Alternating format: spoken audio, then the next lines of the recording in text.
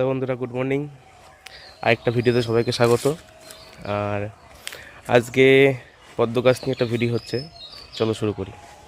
আমি already tuber প্রতিস্থাপন করে দিয়েছি, যে কটা টপ করেছিলাম আর কি, সব কটাতেই। তা 26টা আছে, আগেও বলেছিলাম। বড়গুলোতে দুটো করে আছে, ছোটোগুলোতে একটা করে আছে। আর এবার সবই ছোটো টিউবার, বড় টিউবার রাখিনি আমি। শুধু এটাতে বড় টিউবার রেখেছি, এটাতে বড় টিউবার রেখেছি, আর সবই ছোটো টিউবার। এবার শুধু সময়ের অপেক্ষা আর কি।